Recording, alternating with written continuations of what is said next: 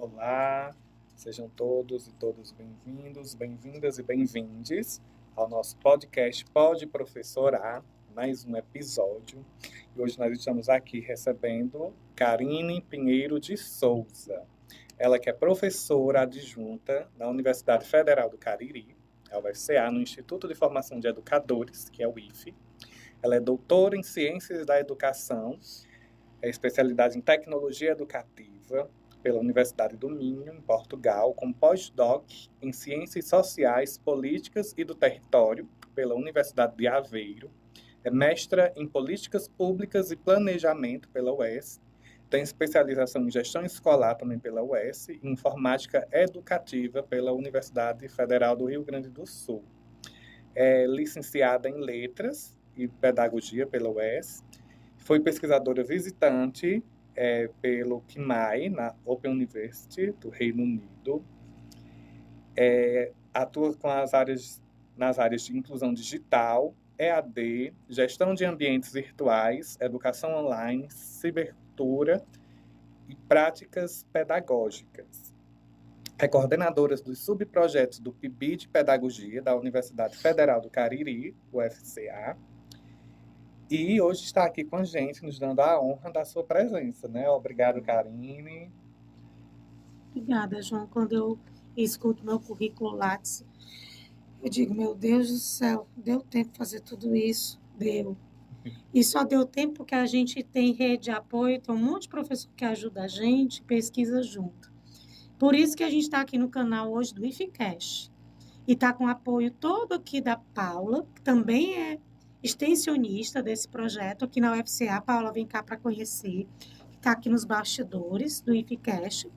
Paula, também responsável por vários episódios e temporadas, acompanha esse protagonismo desses estudantes aqui da UFCA, e que eu quero daqui a pouco ela seja a professora do teu podcast, viu? Certeza, e a Elisete também, que está já nessa caminhada, mal chegou na universidade, está recente, vai fazer um ano, não é, Elisete?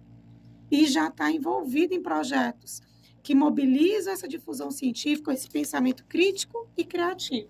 Obrigada, meninas, pelo apoio, viu? Obrigada, meninas, aqui também pelo apoio. Agradecer aqui também a toda essa produção do IFCast, né, que está nos dando esse suporte aqui para o nosso Pode Professorar, nosso podcast aqui, que está falando com temáticas que tragam mudanças para a nossa sociedade através da educação. E Karine está aqui hoje com a gente para falar sobre a temática da pesquisa, né? Que como a gente viu aqui no currículo dela, né? Uma professora pesquisadora já aí passando por várias universidades, até no exterior, como a gente pôde ver.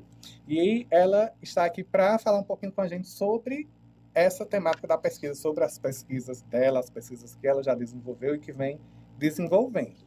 Então, a gente tem aqui 4 perguntas, Karine, que abordam essa temática, e a primeira delas é a seguinte. Pedro Demo, ele enaltece o uso da pesquisa, né, afirmando a importância da desmistificação do conceito dessa atividade, que é reservada a poucos, num nível de ensino mais elevado. Né? As pessoas sempre falam que a pesquisa é feita somente na universidade. Né? Inclusive, a minha pesquisa do mestrado é nessa temática de que nós podemos já trabalhar a pesquisa na educação básica. Eu venho com essa temática aqui na minha pesquisa do mestrado. Então, ele informa ser possível sua aplicação, né, na educação básica, né, estendendo-se pela vida, considerada como uma atividade de processo educativo e democrático. O que você considera que falta no sistema educacional brasileiro para que a pesquisa consiga ser realizada desde o ensino básico? A gente entra nesses dilemas, nessas contradições. Essa sua pergunta, você fala da falta, né? Quando eu pego uma pergunta como essa, eu me pergunto, a gente tem documentos importantes que colocam como eixo integrador, né, a pesquisa, que é fundamental formar esse aluno pesquisador. A BNCC trata disso. As diretrizes curriculares nacionais e a do nosso estado, do Ceará, trata, né, a DCRC trata desse eixo integrador da pesquisa. porque a gente ensina e pesquisa como Paulo Freire. A gente só se constitui pesquisador, professor pesquisador, quando a gente exerce esse processo de ensino-aprendizagem junto, quando tem essa troca, né? A gente forma o outro e se forma nesse processo. É sempre uma troca. Eu acho que a grande questão sempre vai ser a formação. A gente aqui na UFCA tem essa postura deles. Aqui, agora há pouco, nós estávamos conversando sobre os dilemas que enfrentamos para fazer alguns canais de divulgação, o ato de aprender a perguntar. O que nos falta é não calar as crianças. Desde pequenas, essa semana a gente teve uma palestra com a Eunice, com a educação infantil, que ela trabalhou a questão da natureza. Se a gente mobilizar essa criança curiosa e perguntadeira, que muitas vezes a gente quer calar essa criança, a gente vai ter esse pesquisador desde a infância até o ensino superior. O que a gente precisa desconstruir, eu chamo isso de virada epistemológica e trabalho com isso. Desconstruir esse modelo de que a academia é algo que você vem lá para ser o input, né? Abre a cabeça, que todo Paulo Freire nos diz. Trabalha a emancipação, trabalha a questão. A gente não está lá para empurrar conteúdo e os meninos serem calandos, não, de balançar a cabeça, não. Eles estão ali para perguntar, para questionar. O ato de perguntar é o primeiro passo para ser um bom pesquisador. Então, não se faz pesquisa só na academia. Se a gente reconhece isso na educação básica, a gente se reconhece como pesquisador desde a educação infantil. Que eu acho que é o grande desafio nosso. O que nos falta é quebrar esses castelos de que só faz pesquisa neste mundo acadêmico da universidade. Que não é isso. É o que a gente vê em todos os documentos curriculares que clamam para esse processo.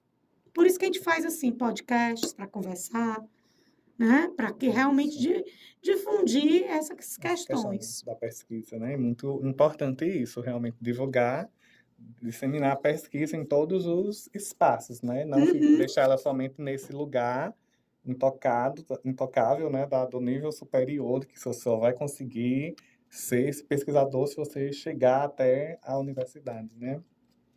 E como professora pesquisadora, né, que contribuições você evidencia na inserção da pesquisa na prática docente no ambiente escolar? O que eu tenho percebido é esse processo de emancipação.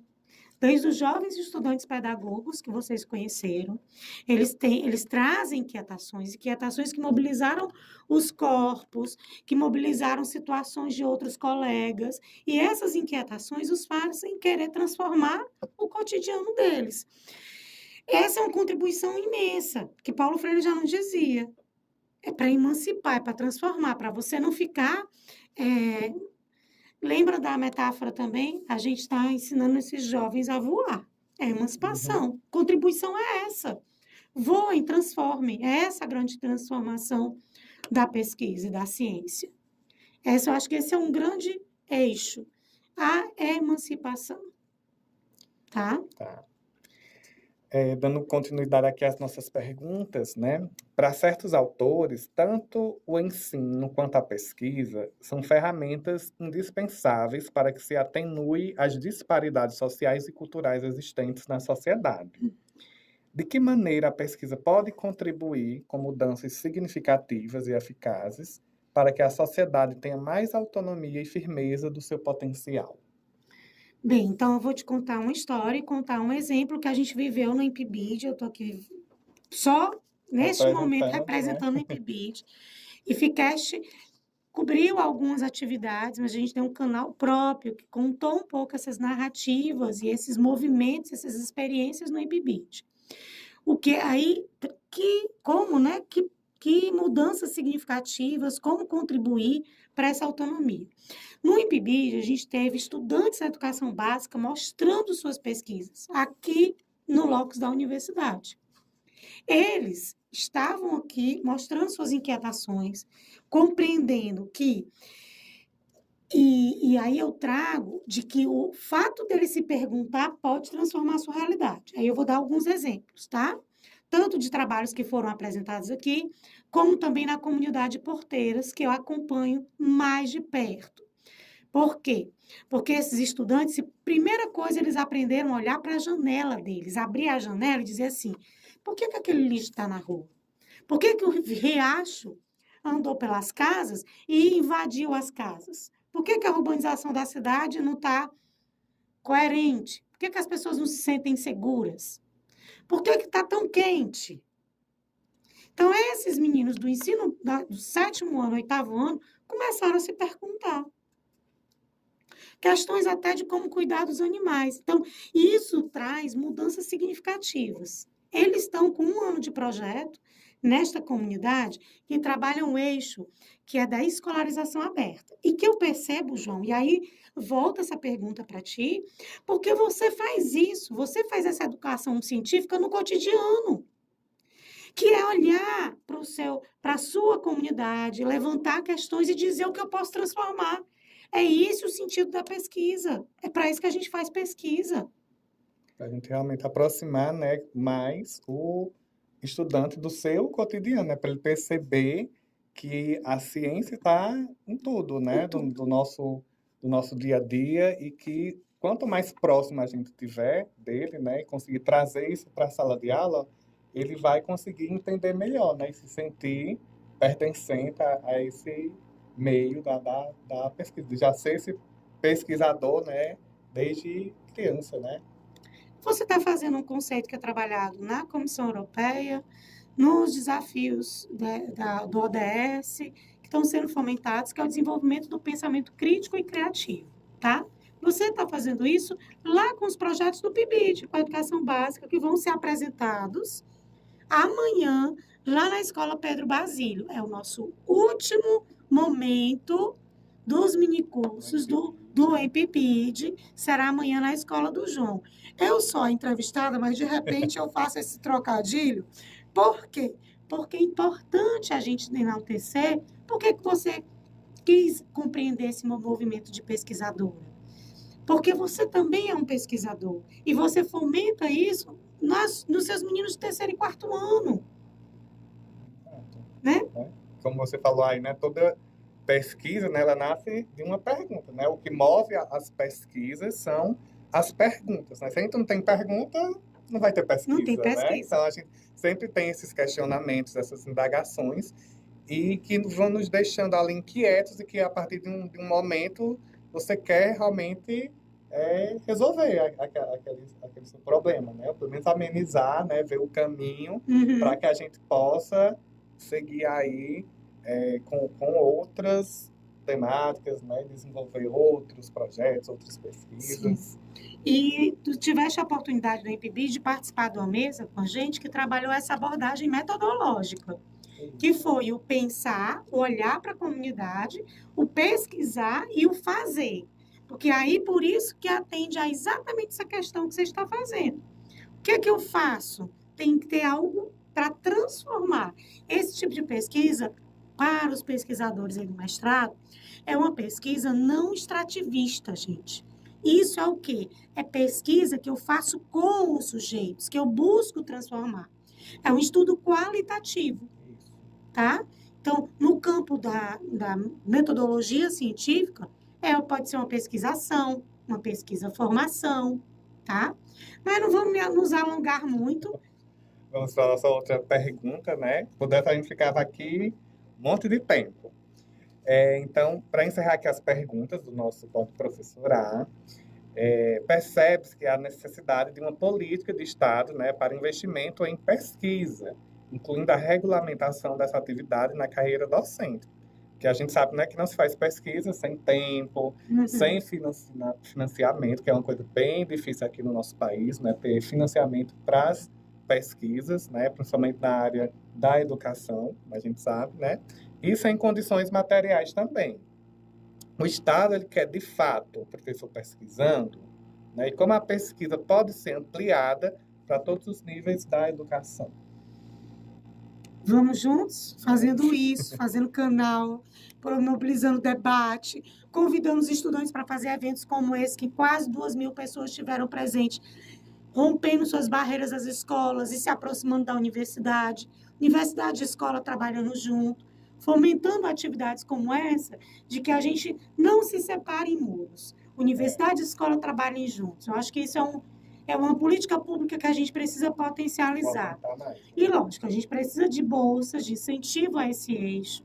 Realmente precisamos de apoio, porque nosso país, enquanto a gente não fomentar eixos de pesquisa, bolsas de pesquisa, as pessoas vão precisar trabalhar em outras atividades para se manter.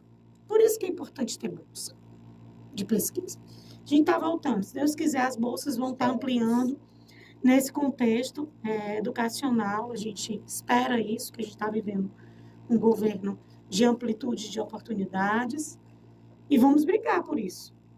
E o seu podcast, Pode Professorar, é um canal de buscar, de denunciar, de anunciar políticas públicas, buscar oportunidades também. Por isso que eu parabenizo. E Ficast parabeniza o Pode Professorar.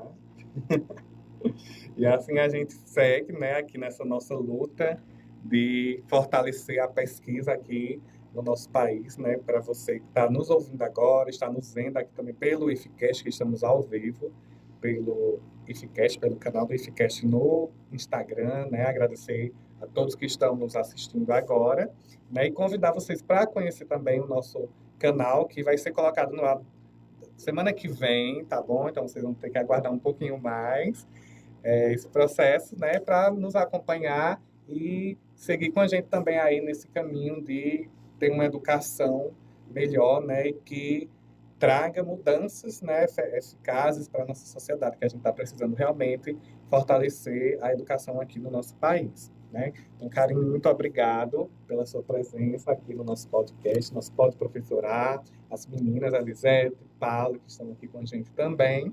E a gente agradece também a você que está nos ouvindo e convidar para continuar nos seguindo e divulgando o nosso canal, tá bom? Então, até o nosso próximo episódio.